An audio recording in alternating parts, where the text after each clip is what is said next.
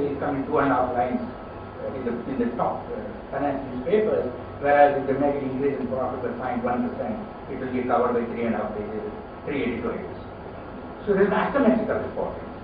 Apart from the type of heavy dependence, and if you see the advertisements and see the total GDP, the proportion of GDP accounted for by the finance, and the proportion of advertisement to the media or contribution to politics, you will find that there is a large element of influence. It may be justifiable by a variety of other considerations, but increasingly there is a feeling that media has been less than symmetrical in reporting, frankly, the strengths and weaknesses as things went along. And then finally comes organizational failures, and that's what I'm trying to say. That across the board there have been many organizations which are involved, and I'll take the next 7 to 10 minutes to present. And I'm not saying anything very, very original. Every bit of what I say is picked up, copied, plagiarized, but very difficult for me to quote the references from this one. Whether it's positive or negative, I won't take credit after this. One, financial institutions. Let's take banks.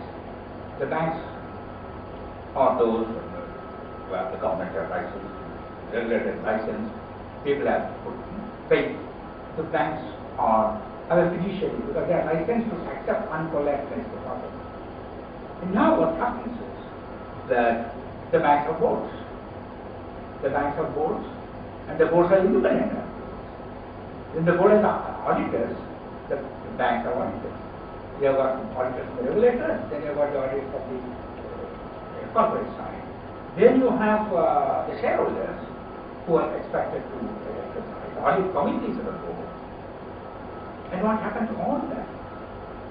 Each is a layer. It is a layer of control over government.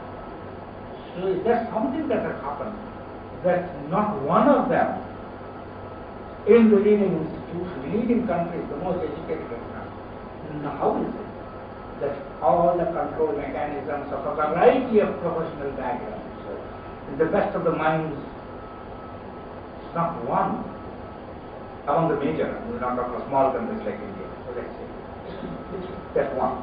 Second, if you go to investment banks, it's even worse. And if you go to hedge funds, it's even worse. So, the issue is there something wrong the way these organizations have been structured, the arrangements in the organization, the checks and balances? We don't know, but that's what now is being discussed. Second, financial regulators. Again, what happens among the regulators? There is a monetary authority, they are regulators. They are there, but they are supposed to be explaining, they are transparent, they give statements, they explain, they look at the data, and then it's supposed to be scrutinized. So you have got an issue of transparency, the regulators are accountable, then they are supposed to measure the risk, they are supposed to analyze the risk, then the regulators are independent from whom? Independent for what? Now suddenly you find all these questions asked internally in each of the organizations, and the answers are difficult to get right. And the institutions which are doing work on organizational theory and practice have to come up with this type of huge failure for this, namely the regulators. Now what happens to self-regulatory organizations? It is found that very often when any regulation was proposed, the self-regulatory organization said, no, there is no need to regulate. You leave it to us, we will do the self-regulation. And in retrospect, almost everything that was advanced as self-regulation to substitute regulation has proved wrong, unless we assume that regulation would have been proved worse. That I don't know. But the fact is that more often than not, self-regulation was a smokescreen in terms of specifics and in terms of philosophy.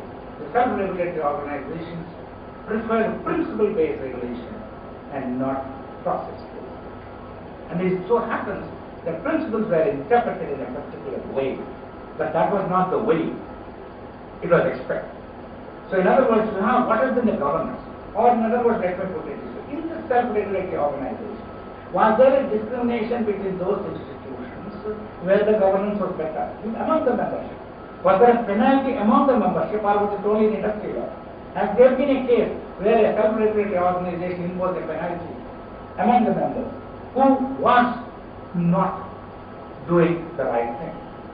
So self-regulatory organization, and these are matters which are to study. I'm not saying that there's evidence, but there are questions. There's no evidence about what anything that we're saying, but these are new questions for us answers are difficult to find. And then we have government. In many countries, deregulation went one after another. Deregulation was, the whole assumption was that if you regulate, you have to prove why you are regulating. If you regulate, you have to prove why you are regulating. That's the basic assumption was against regulation. This may be right, this may be wrong, that is different. But at the end of it, when this went on and on, then when the burden is falling, the rest of the world. So now therefore essentially the government is being held responsible as to how we could allow this. In other words, you have a situation where regulation is bad whenever it suits some people. When I'm in trouble, the whole world should come and support. Public sector is bad, but when the bank is in trouble, the government should put the money. So, when the going is good, government is a problem. When the going is bad, government is the only solution. Now that is the problem.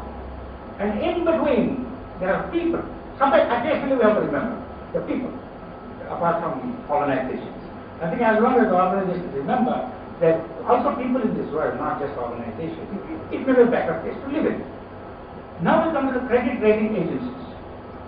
The credit rating agencies again, they are given the rating and they are based on which many investments have been made. And the whole philosophy of the financial sector is where competition is good. You have markets, you have competition, you have efficiency. Wonderful. Except there are only two credit rating agencies in this world. And how do you assume competition if there are only two credit rating agencies? And there are only two news agencies in this world, business news. And now we have to assume that the whole global finance, financial markets, efficiency based on competition is on the assumption that these two will fiercely compete with each other. And the other two also will fiercely compete. And in any case, they have the system. So in case, even assuming the best of intentions, if the incentives are wrong, and the incentives were wrong. Incentives were wrong simply because the man who wants rating is paid. If you are paying and he is giving a rating, so there is a conflict. Secondly, the persons who are employed in the credit rating agencies, they get their bonus on the basis of the business that they get. So both an institutional, between the customer and the institution, and within the institution, the incentives. So you have a situation with only two institutions, and the incentives were wrong in both institutions, and they govern the world. This is organization. IMF. In IMF, one country has vetoed. No resolution can be passed because of whatever percentage, the way the constitution is. Everybody agrees that the representation is not skewed. Everybody agrees that there is a particular ideological orientation. But the correction is impractical. Correction is taking time, and it's likely to take more time.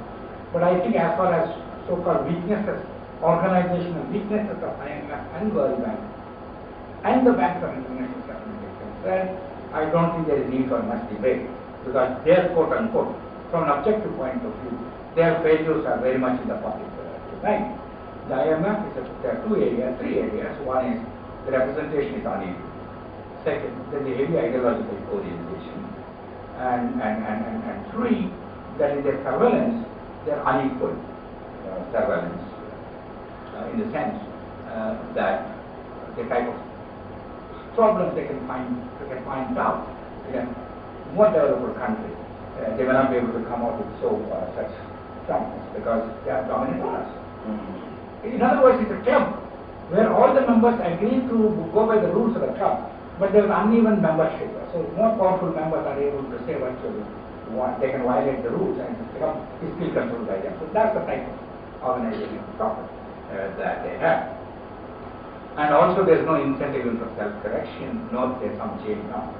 Then you have Bank for International Settlement. Yes, That's the place where the governors meet. And I must also share this with you. We meet at their select governors. I happen to be one of them about 10 or 12 when we used to meet formally at least once every 2 months in Boston. And we have this discussion. They are closed door. You don't have any records except for that. So once the finance minister asked me, I say, tell me, what do you do when you go to Boston? And what do you do? He said, sit there, we don't know what happens. So I said, sir, I go there and we meet so that we discuss. So we go there basically to worry about what we should worry about. But the interesting part of it is that there was a very good paper prepared by a chief economist called Bill White, and his friend Claudio. So Claudio the French name. These are two brilliant papers prepared somewhere in 2001 or 2002. What so they analyzed how this map, the type of will go through panic and will end up in crisis. And the very few central bankers took seriously about it. So here is an institution which ignores the paper by its own chief economist. So that is the BIS. So what is the conclusion? Yes, I hope I have successfully shared my confusion with you, but the general feeling one gets about the past is that there have been cumulative failures. There was reinforcing of failures by various organizations. There is a smell of pollution, no evidence. It has been essentially elitist. It was based on the curse of Midas. The gold as an end in itself, finance as an end in itself. That is one. Thank you very much.